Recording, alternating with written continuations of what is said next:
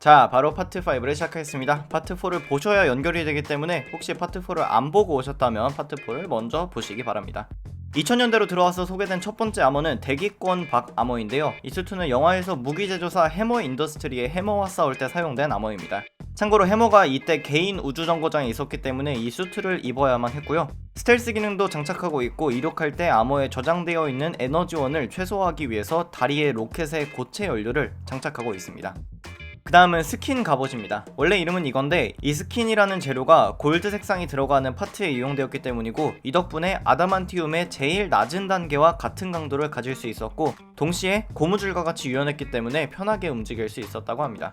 그 다음은 스텔스 아머 마크 3입니다. 이 아머는 토니 스타크가 익스트리미스 샘플을 몰래 가져오기 위해서 착용했던 수트고 기존 모델들에 비해서 스텔스 기능이 강화되었다는 점과 다크 그레이 색상을 갖고 있었다는 점 이외에는 큰 특징은 갖고 있지 않습니다.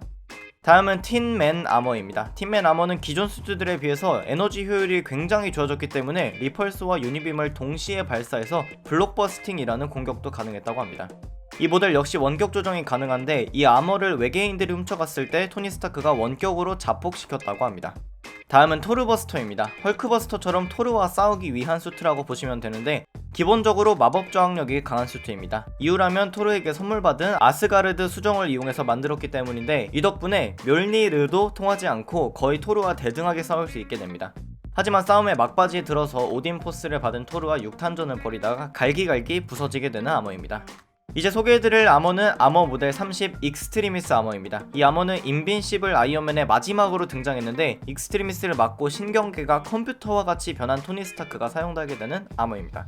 이때 토니는 익스트리미스를 단순히 아머만을 위해서 만든 게 아니라 전투 중에 거의 죽음에 가까운 수준으로 다치게 되고 이후에 익스트리미스를 이용해서 신체를 개조하려고 자신에게 투여합니다. 이 덕분에 자동으로 몸이 치료가 될 뿐만이 아니라 세상 모든 전자기기에 접속할 수 있고 자기장을 이용해서 아머를 장착할 수도 있습니다. 이뿐만이 아니라 피부 안에 아머 장착에 필요한 금색 내피를 두었다가 원할 때 꺼내서 입을 수 있게 되었습니다. 말 그대로 사이보그 토니 스타크라고 보시면 될 것 같습니다. 그 다음으로 2010년에 등장한 아머 모델 38인 블리딩 엣지입니다. 블리딩 엣지 아머는 컨셉적으로는 익스트리미스 아머와 유사한데 조금 더 발전된 버전이라고 보시면 됩니다. 익스트리미스 아머와 같이 머리로 생각만 하면 장착이 되는 공통점이 있지만 기본적인 내구력이 익스트리미스 아머 이상이라고 알려져 있고 피부 아래에 금색 내피를 보관하는 게 아니라 피부 위에 나노 아머가 장착되어 있는 것이기 때문에 아머가 장착되는데 기계적인 힘이 전혀 필요하지 않고 아머를 착용하지 않은 상태에서도 총 정도는 막을 수 있다고 합니다. 소재는 백금과 철로 되어 있는데 매그니토와 싸울 때 탄소 재질의 아머로 수정한 적도 있습니다. 그 다음은 아이언 디스트로이어 아머입니다. 이 아머는 전체 바디가 멸니르의 재질인 우르로 되어 있는데요. 어떠한 계기로 오딘이 아스가르드의 대장간에 토니를 데려가줬고 이에 토니가 블리딩 엣지 아머를 장착하고 우르 용광로에 들어가서 만들어진 아머입니다. 금속이긴 하지만 지구 바깥의 물질이기 때문에 매그니토의 영향도 받지 않고 그 강도 또한 비브라늄과 동등하거나 그 이상이라고 알려져 있습니다. 다음은 피닉스 버스터 아머입니다. 이 아머는 지구로 날아오는 피닉스 포스를 파괴하기 위해 제작한 모델인데 착용이 아니라 탑승을 하는 아머입니다. 지구를 멸망시킬 수 있는 피닉스 포스를 실제로 이 아머로 막기는 했지만 5조각으로 나눠진 피닉스 포스가 엑스맨들 중 몇 명을 숙주로 삼아서 피닉스 5가 나오게 됩니다. 그 다음은 아머 모델 44인 헤비 듀티 아머입니다. 이 아머는 영화판 워머신과 헐크버스터를 합쳐놓은 것과 같은 디자인을 갖고 있는데요. 아크리액터와 모든 빛이 출력되는 부분이 레드 색상으로 되어 있고 실제로 헐크와의 전투용으로 제작된 아머라고 합니다. 무기도 다채롭게 내장하고 있지만 코믹스에서는 헐크보다는 익스트리미스 실험체들과 싸우는데 사용됩니다.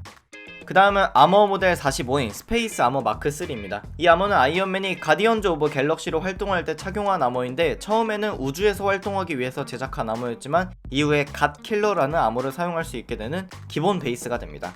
사용하는 리펄스의 강도도 다른 아머들에 비해서 몇 배나 강하고 스피드는 토니 스타크가 제작한 모든 수트 중에서 5손가락 안에 들 정도로 빠르다고 합니다. 그 다음은 에스파이런트 아머라는 정식 명칭을 갖고 있는 갓킬러입니다.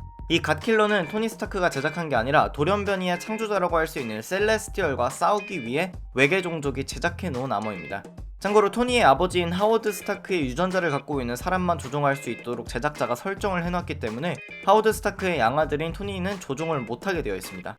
하지만 이걸 무시하고 갓킬러를 조종할 수 있게 한 아머가 스페이스 아머 마크 3입니다. 참고로 갓킬러라는 이름을 갖고 있는 만큼 약간의 힘만 사용해도 행성 하나쯤은 가볍게 날릴 수 있는 수준의 아머입니다. 비록 토니 스타크가 제대로 사용한 부분은 나오지가 않지만 이미 스펙만 들어도 모든 아머 중에서 가장 강하다고 장담할 수 있습니다.